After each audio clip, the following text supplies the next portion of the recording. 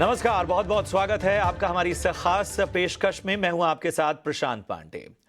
शिकायत मर्जर और salary structure को लेकर जो दिक्कतें थीं, तो विरोध जताने के लिए सिक लीव ले लिया, लेकिन एयर इंडिया एक्सप्रेस के मैनेजमेंट ने जवाब करारा दिया और छुट्टी लेने वाले कई मेंबर्स की छुट्टी कर दी।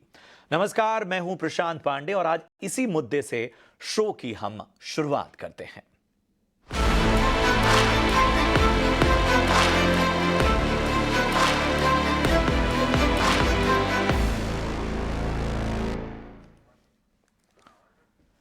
जी हां, छुट्टी ली तो छुट्टी कर दी। एयर इंडिया एक्सप्रेस के कर्मचारियों को क्या ये अपनी बात रखने की सजा मिली, या फिर उनकी अनुशासनहीनता को देखते हुए मैनेजमेंट ने नियमों के मुताबिक एक्शन लिया?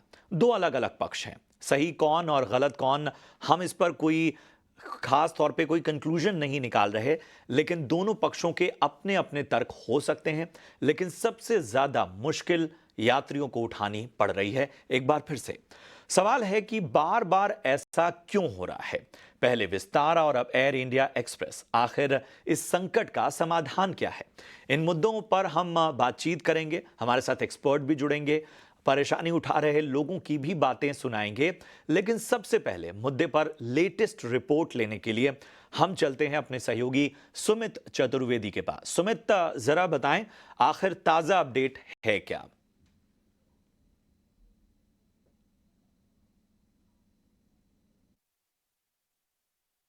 एयर इंडिया एक्सप्रेस के कर्मचारियों की जो दिक्कतें हैं वो अभी भी जारी हैं। एयर इंडिया एक्सप्रेस ने 25 कर्मचारी बर्खास्त किए, जो कर्मचारी सिक लीव कह के काम पे नहीं आ रहे थे। इसकी वजह से उड़ानें काफ़ी रद्द हो गई थी।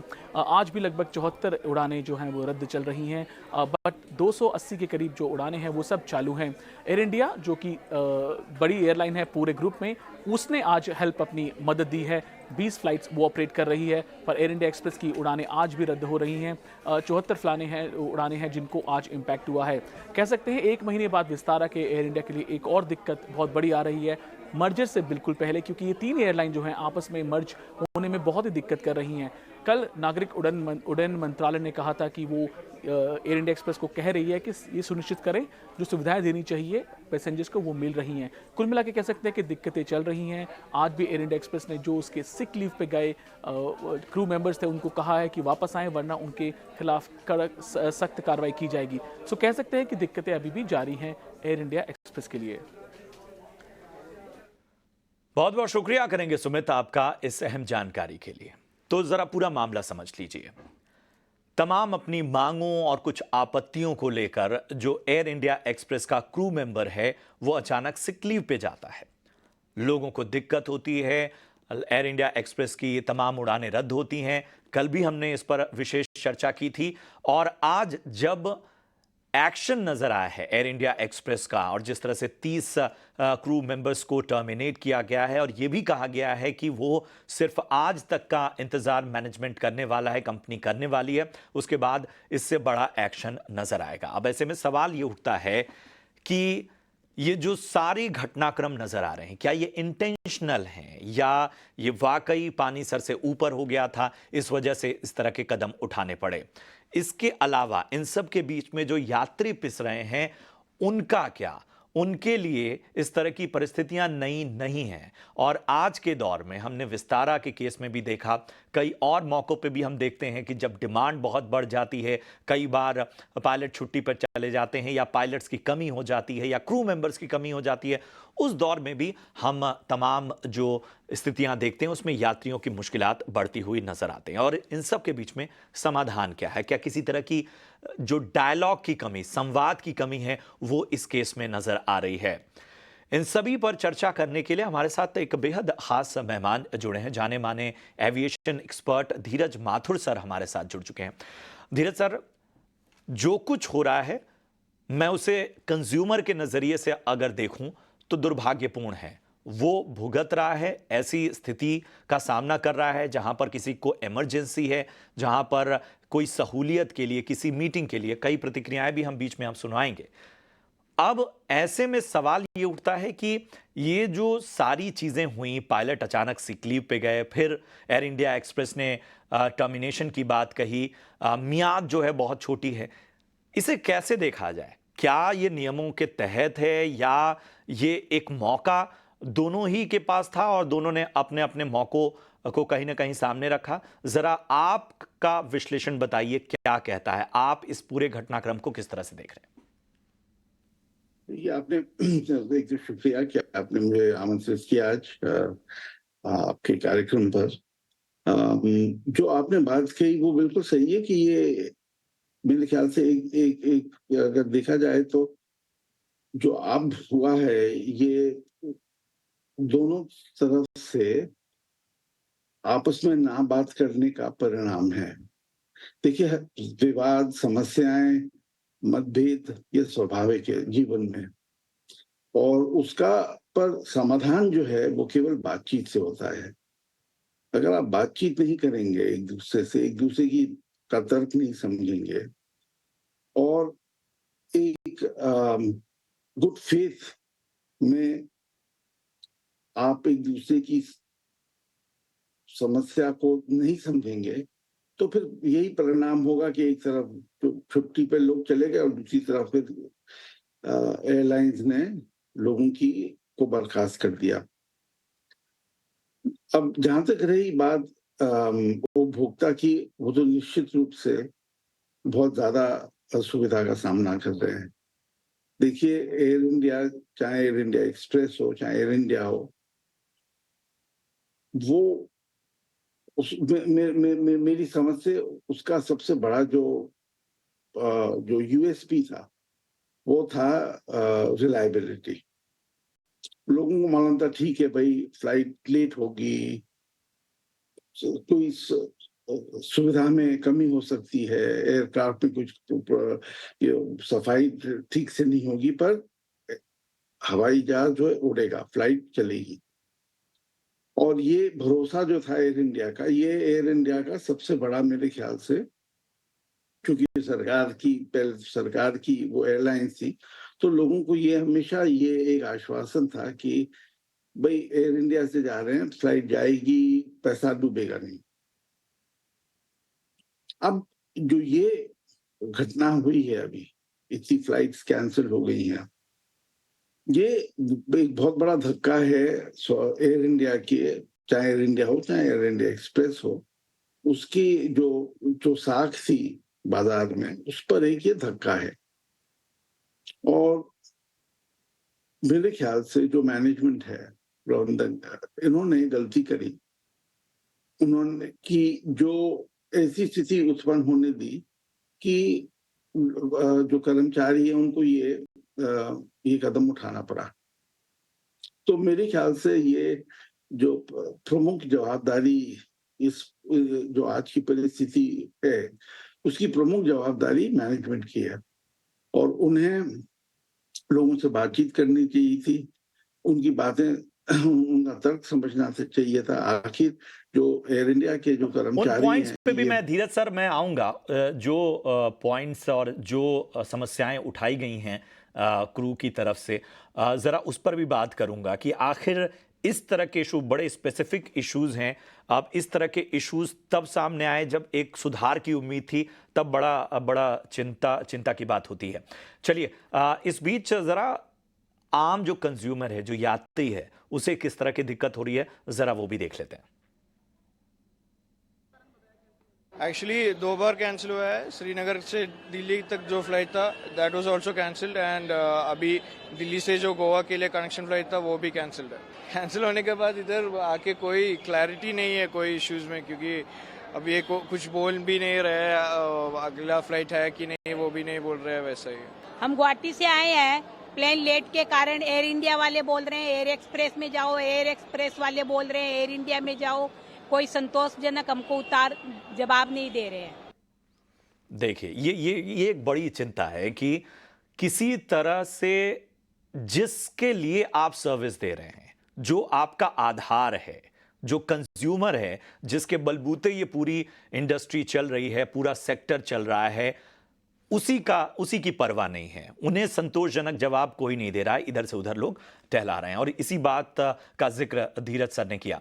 धीरज सर, एक चीज मैं समझना चाहता हूं, जो सवाल उठाए गए हैं कि जो एम्प्लॉयज थे वो सैलरी स्ट्रक्चर से नाखुश थे, एक जो उन्हें प्रॉमिस किया गया था कि किसी तरह का ले ऑफ नहीं होगा, कहा यह जा रहा है कि ये सब चल रहा था।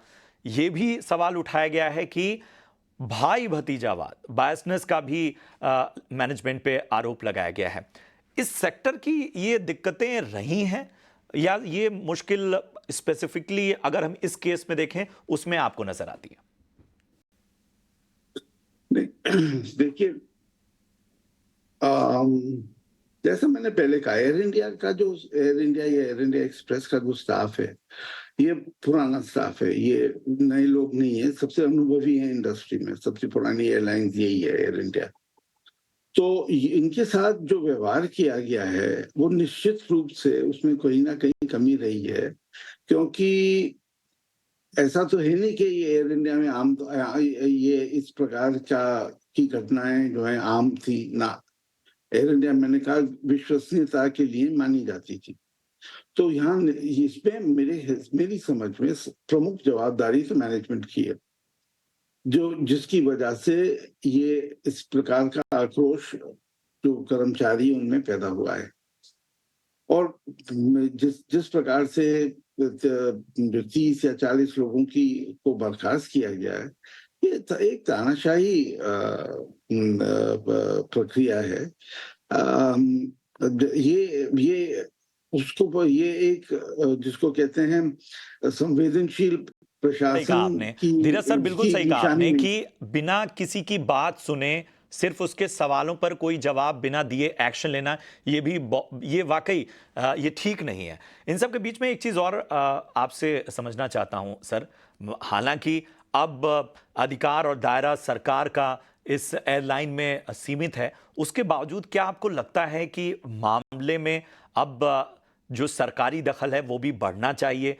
क्योंकि बहुत सारे आश्वासन और भरोसे के साथ हम ये भी जानते हैं कि कोई भी ट्रांजिशन होता है तो बहुत स्मूथ नहीं हो पाता है, इसे भी समझना होगा।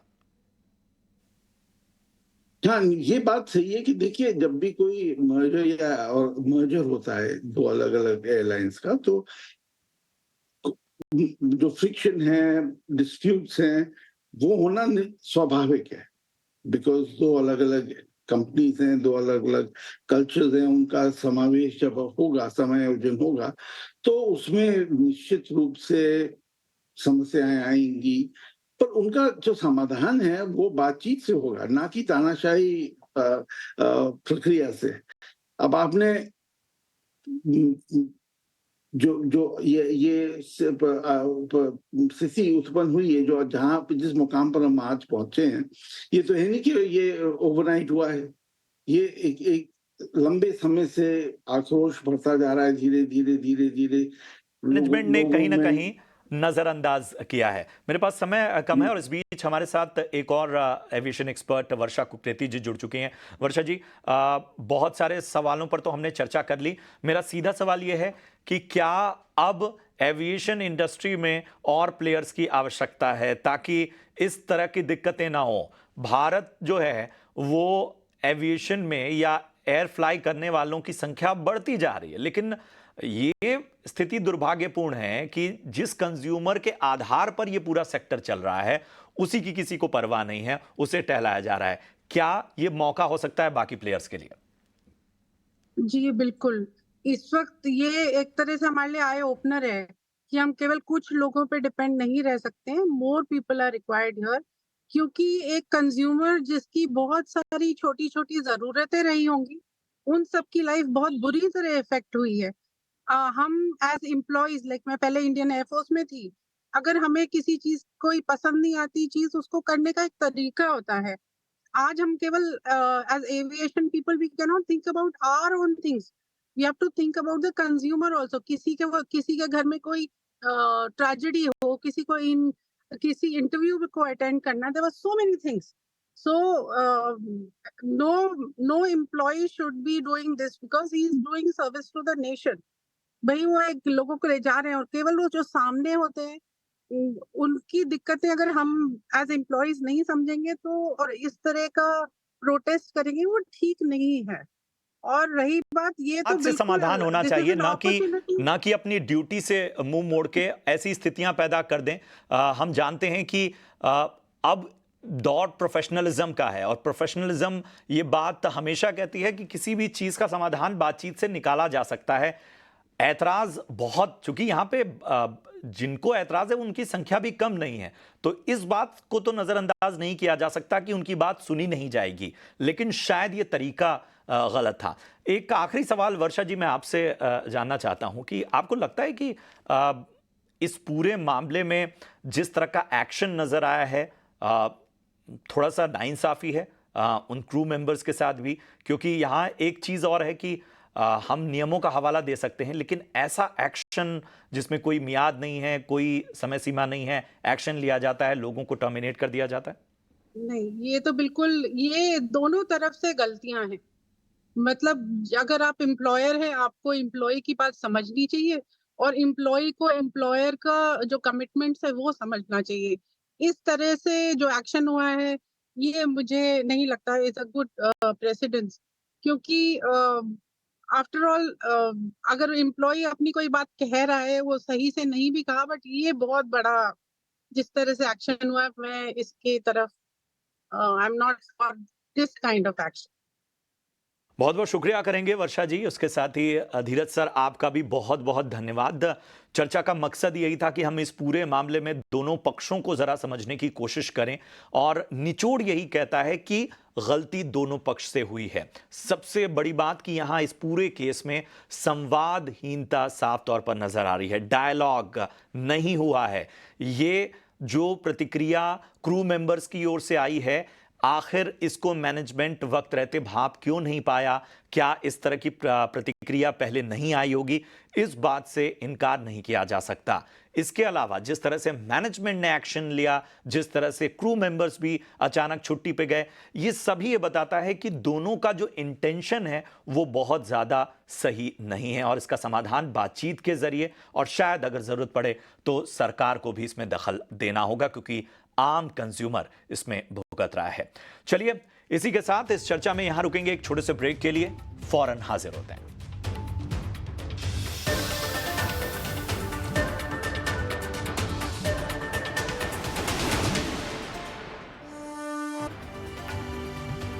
स्वागत है ब्रेक के बाद, और चलिए बढ़ते हैं आगे। आज वीकली एक्सपायरी के दिन बाजार बड़ी गिरावट का शिकार हुए। दिन भर बाजार में वैसे कैसा रहा एक्शन, मेरे सहयोगी अंश भीलवार इसके बारे में जानकारी दे रहे हैं।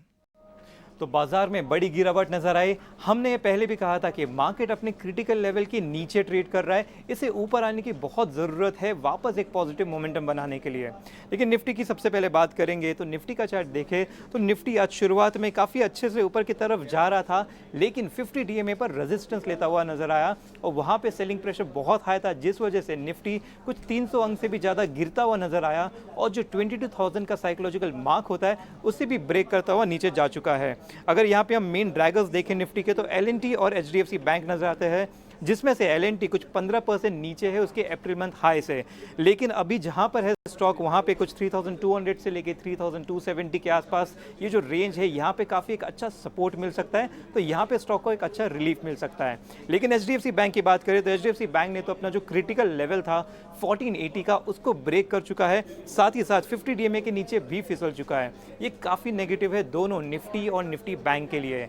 निफ्टी बैंक की बात की जाए तो यहाँ पे निफ्टी बैंक की 7वां सेशन था जब हमें लगातार बिकवाली नजर आई, साथ ही साथ 50 DMA के नीचे भी फिसलता हुआ नजर आया। दूसरे बॉर्डर इंडिसेस की बात करें तो दोनों ही मिड कैप और स्मॉल कैप में भारी गिरावट नजर आई, और आज की जो गिरावट है वो पिछले एक महीने की सबसे बड़ी गिरावट भी है। मिड कैप का चार्ट देखें तो 20 DMA के नीचे फिसल चुका है। इसके टॉप ड्रैगर्स हमें मिराबल इंटरप्राइजेस और NMDC नजर आते हैं। स्मॉल कैप की बात की जाए तो स्मॉल कैप कुछ 2% से भी ज़्यादा की गिरावट के साथ बंद हुआ, और इसके टॉप ड्रैगर्स हमें मनप्पुरम फाइनेंस और आरती इंडस्ट्री नजर आते हैं। सेक्टर इंडिसेस की बात करें तो यहाँ पे निफ्टी ऑटो ही एक ऐसा इंडेक्स था जो हरे निशान में बंद होता हुआ नजर आया, और ये दूसरा सेशन है जब इंडेक्स हरे निशान में बंद हुए हैं। इसके टॉप गेनर्स हमें टीवीएस मोटर और हीरो मोटोकॉर्प नजर आते हैं। सेक्टर लूजर की बात की जाए तो यहाँ पे Nifty metal top sector loser नजर आता है, जो कि करीबन 3% की गिरावट के साथ बंद होता हुआ नजर आया। तो इसके टॉप लूजर्स हमें एनएमडीसी और स्टील अथॉरिटी नजर आते हैं। दूसरे सेक्टर इंडिसेस की बात करें तो एफएमसीजी का 3 सेशन से लगातार खरीदारी चल रही थी और अब जाकर उसमें गिरावट आई है। रियल्टी अपने 20 DMA के नीचे फिसल के लाल निशान में बंद हुआ है, तो फार्मा ने 2 हफ्ते का निचली स्तर छू के लाल निशान में बंद हुआ। तो ओवरऑल देखा जाए तो काफी बेयरिश मार्केट रहा है। शुक्रिया अंश मार्केट की तमाम अपडेट्स के लिए। और अब 5 का पंच बताने के लिए हमारे साथ जुड़ रहे हैं मेरे सहयोगी शरद दुबे। शरद, बताएं आखिर कौन से वो सेक्टर और शेयर रहे जहां एक्शन नजर आया? जी बिल्कुल, आपका स्वागत है 5 का पंच में, जहां पे हम दिन के ट्रेड में 5 अहम स्टॉक्स लाते हैं या ग्रुप ऑफ थीम आइडियाज़ लाते हैं, जहां पे मार्केट की जो है व्यूज़ बहुत इंपॉर्टेंट रहती है। वॉल्यूम्स में भी जो है थोड़ी मूवमेंट्स देखने मिलती है और स्टॉक रिएक्शन तो सबसे इंपॉर्टेंट चीज़ रहता है। सबसे पहले बात करते हैं SBI की, देश का सबसे बड़ा बैंक है पब्लिक सेक्टर में। यहाँ पे जो है नतीजे बहुत दमदार देखने मिले चौथे तिमाही के लिए।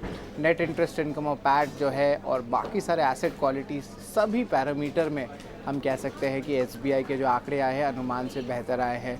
अगर बात करें तो थोड़ी स्लिपेजेस में थोड़ी कंसर्न ज़रूर थी, लेकिन निम्स में भी जो है बहुत अच्छी आउट परफॉर्मेंस देखने मिली। दूसरा स्टॉक रहेगा Kajaria ceramics, beaten down segment है यहाँ पे, और पिछले 2 से 3 साल में यहाँ पे सेलिंग प्रेशर जो थी इस इंडस्ट्री में देखी डिमांड में, लेकिन यहाँ पे उन्होंने 3 साल का विजन लाया, उसमें जो है स्टॉक में थोड़ी तेज़ी पकड़ी थी दिन के ट्रेड में। यहाँ पे वो कह रहे हैं कि 15 से 17% एबिटा मार्जिन वो टारगेट करने वाले हैं, और टाइल इंडस्ट्री 6 से 8% के CAGR ग्रोथ का एक्सपेक्टेशंस है, और कंपनी एम करेगी 11 से लेकर 13% का ग्रोथ के लिए।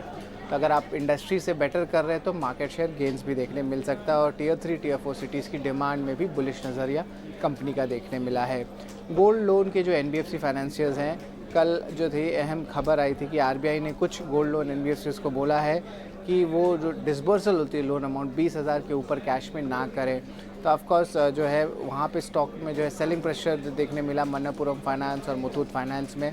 हालांकि मुथूट फाइनेंस हमारे सिस्टर चैनल ET Now में आए, उन्होंने कहा कि इस रेगुलेशन का कोई बड़ा इम्पैक्ट नहीं है, और ये जो पूरी जो 100% जो RBI की नॉर्म्स हो रही है उससे जो है वॉल्यूम्स कंपनी को नहीं इम्पैक्ट करेगा। तो क्लैरिफिकेशन भी जो है लिस्टेड प्लेयर्स की आने लगेगी, इम्पैक्ट ज़्यादा नहीं होगा। एशियन पेंट्स की बात करेंगे, हमारा चौथा स्टॉक है, कमज़ोर नतीजे देखने मिले और सारे पैरामीटर में जो है आप कह सकते हैं जो रिजल्ट्स आए अनुमान से कम आए हैं।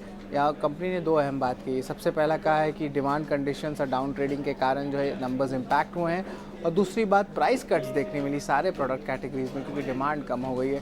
तो इन दोनों रीज़न के कारण जो है नंबर्स बहुत वीक आए। हालांकि जो डेकोरेटिव बिजनेस का वॉल्यूम ग्रोथ है वो लगभग 10% आया, हायर एंड का जो गाइडेंस है उसके एस्टिमेट के ऊपर देखने मिला। पांचवा तो स्टॉक नहीं कहूँगा, लेकिन म्यूचुअल फंड का अप्रैल के डेटा के बारे में कहूँगा, और ये इम्पॉर्टेंट इसलिए क्योंकि याद रखिए FI की जो है बिकवाली बहुत ज़्यादा देखने मिली है। लगभग 1 लाख करोड़ का इस साल FI सेलिंग देखने मिला है, ताकि उनको लग रहा है चाइना थोड़ा अट्रैक्टिव है, लेकिन हमारा डोमेस्टिक सेंटिमेंट अभी भी बहुत स्ट्रॉन्ग है। SIP रिकॉर्ड हाई लेवल्स पे आ रहे हैं, मंथली SIP 20,000 करोड़ के ऊपर है।